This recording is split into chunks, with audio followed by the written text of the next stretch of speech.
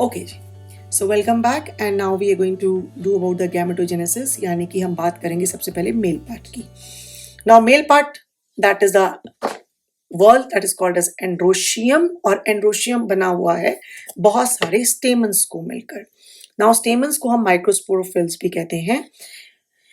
अगर हम देखें तो आपका ये पार्ट जो स्टेमन है, each स्टेमन consist of a filament which is the proximal part, and this is the anther. Now in most of the plants the anthers are two, यानी कि bilobed anthers है, and longitudinal groove separating the theca. तो आप यहाँ पे देख सकते हैं कि इस तरह से एक longitudinal groove है जो इन theca को separate कर रहा है. Now theca क्या है थोड़ी देर बाद में आते हैं. Now depending upon कि आपके पास जो एंथर लोब्स हैं इस तरह से, उनके साथ आपका फिलामेंट किस तरह से अटैच्ड है. अगर यहाँ पे अटैच है तो that is called as a basifixed. अगर इसके डॉर्सल साइड पे अटैच है तो हम इसको डॉर्सिफिक्स कहते हैं. और अगर इस तरह से ये है और पूरी यहाँ से लेंथ से शुरू होता है और इस तरह से आता है तो that is called as adnate. And एक यहाँ भी होता है कि इस तरह से है और ये इस तरह से यहाँ से अटैच है तो इस तरह से स्ट्रिंगिंग टाइप में, then it is called a versatile. But this is something which is extra, you need not to do it. ये आपके अपने के लिए है अगर आपको थोड़ा एक्स्ट्रा पढ़ना है, अदरवाइज ये एनसीईआरटी नहीं है. और मेरा आपको रिकमेंडेशन यही रहेगा कि पहले आप अपनी एनसीईआरटी मास्टर करिए, उसके बाद आपको कुछ एक्स्ट्रा पढ़ना तो फिर पढ़िए. Okay, the length and the number of stamens different in different flowers of the different species. तो जरा फटाफट एक बार एनसीईआरटी के साथ भी इसको देख लेते हैं. Typical stamen, long and cylinder filament, terminal general bilobe structure called as anther. Please ख्याल रखिए टर्मिनल और ये प्रॉक्सिमल वर्ड यूज कर रहा है. The proximal end of the filament is attach to the thalamus, यानी कि ये वाला पार्ट जो प्रॉक्सिमल पार्ट है वो आपका थैलेमस के साथ अटैच होगा. डिस्टल पार्ट आपका ऊपर एंथर के साथ अटैच है. The number and length of the stamens are variable in flowers of different species. कहता है कि अगर हम ये देखें, if you arrange or collect stamen from the 10 flowers, तो आप ये देख सकते हैं उनको अगर स्लाइड पे अरेंज करेंगे तो आप देखेंगे सबका जो स्टेमन है कहीं ना कहीं एक दूसरे से डिफरेंट है. Now typical angiosperm anther is bilobed. Each lobe have two theca that is called as diathecous. अगर आप इसको ट्रांसवर्स सेक्शन में ऐसे देखेंगे तो what you can see, this is your one lobe और इसके अंदर दो चैम्बर आपको दिख रहे हैं बने हुए. This is one chamber, this is two chamber. Don't go to pink side. ये आप ये देखिए इस तरह से चैम्बरिंग हुई हुई है. That is what you call as two theca. तो हर लोब के अंदर दो थीका हैं. This condition is called dithecous. यहाँ पे मैंने इस तरह से बनाया भी हुआ है.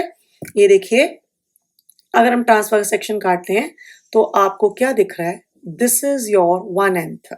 Fine, one anther lobe I should say. और इसके अंदर आपको एक ये चैम्बर है और एक ये चैम्बर है. This is called as the theca. तो थीका वन, थीका टू, मतलब this is theca one, this is theca two, theca three, theca four. हर लोब के अंदर दो थीका, तो ये डाइथीकस कंडीशन है. और क्योंकि चार आपके पास चैम्बर है और हर चैम्बर के अंदर, हर थीका के अंदर अपना अपना स्पोरेंजिया है, so that is why we call it as tetrasporangiate condition. Tetrasporangiate का मतलब चार स्पोरेंजिया बनेंगे. Okay, one anther, two lobes, तो bilobe anther. One lobe, two theca, तो डाइथीकस कंडीशन. अगर एक लोब के अंदर एक थीका तो that is called as monothecous condition. But most of the time आपको डाइथीकस कंडीशन मिलती है. अगर हम इस पार्ट को मैग्नीफाई करेंगे, यानी कि एक थीका को अगर हम मैग्नीफाई कर रहे हैं, ओके, यहां भी जरा देख लेते हैं. Often longitudinal groove run lengthwise separating the theca. तो आप देख रहे हैं लॉन्गिट्यूडनल ग्रूव जो है वो रन कर रहा है आपका ऐसे अंदर की तरफ, जो कि दो थीका को ऐसे सेपरेट करता है. फाइन. तो now various types of tissues, or the bilobed nature of anther is very distinct in the transverse section of the anther.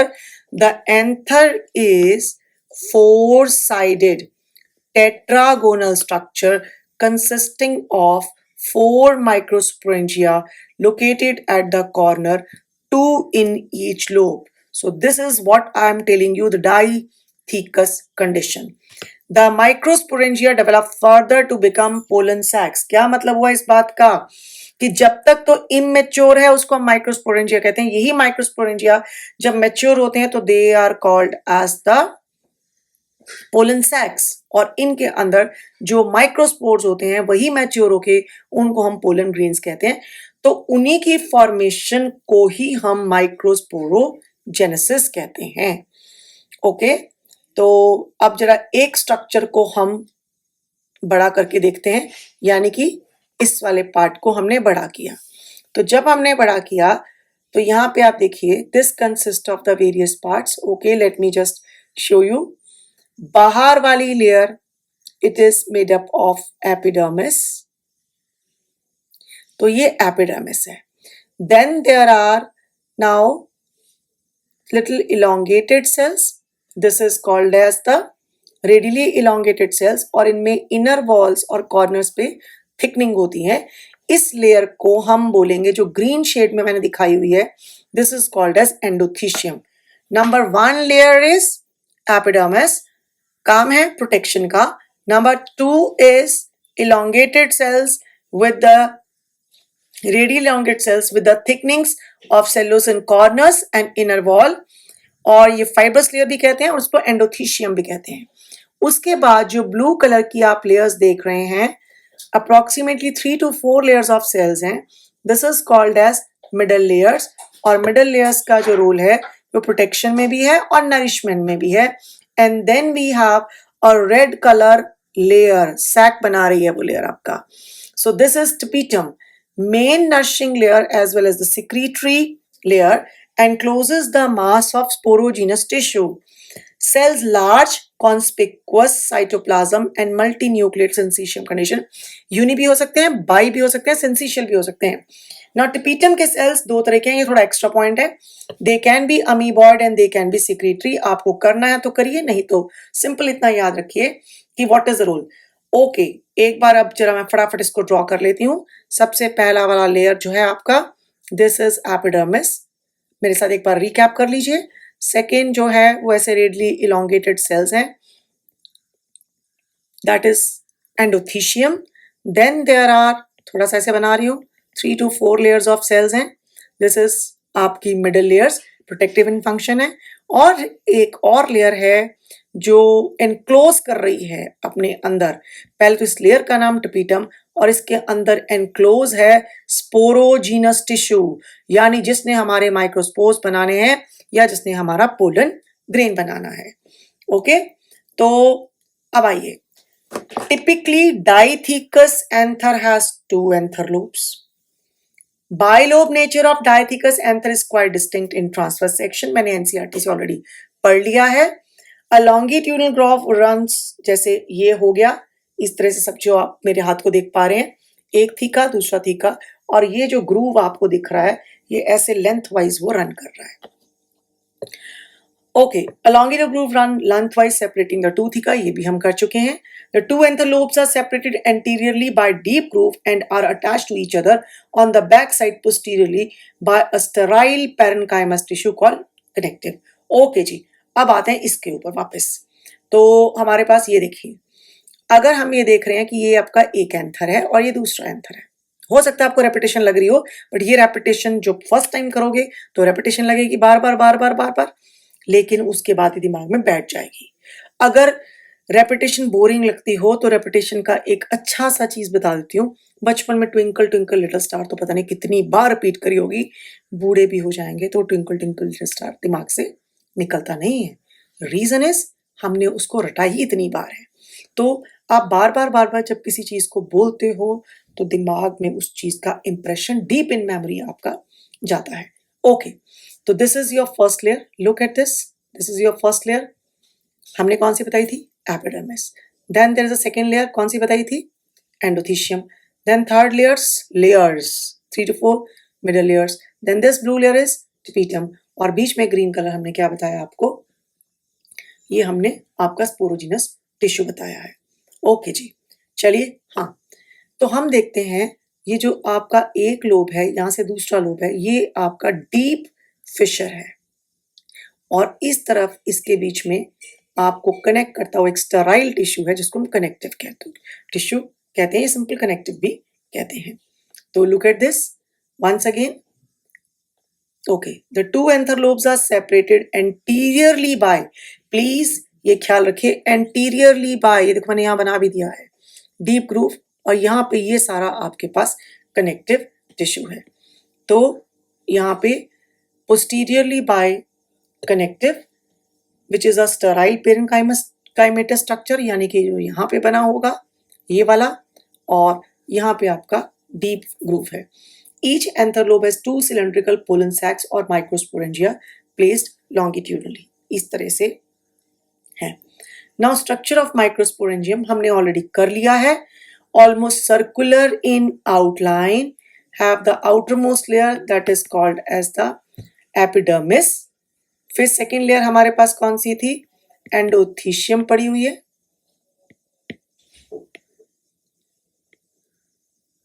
okay, let me have this layer, okay, epidermis, then we have endothecium, then we have middle layers, then we have tapetum।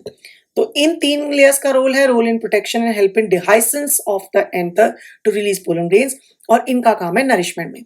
ना function क्या है, tapetum का जो major function NCERT देती है वो है जी आपका इट हेल्प्स इन नरिशमेंट, लेकिन इसके अलावा इट प्रोवाइड कैलेस एंजाइम, क्योंकि जिस टाइम पे मेयोसिस होता है और आपके पोलन ग्रेन्स जो हैं यानी कि माइक्रोस्पोर्स आपके इनिशियली कैलेस नाम का एक टिश्यू उसके अंदर एनक्लोज्ड होते हैं, लेयर के अंदर एनक्लोज होते हैं, उस कैलेस लेयर को डिसॉल्व करने के लिए आपको कैलेस एंजाइम चाहिए जो आपके टेपिटम सिक्रीट करती है।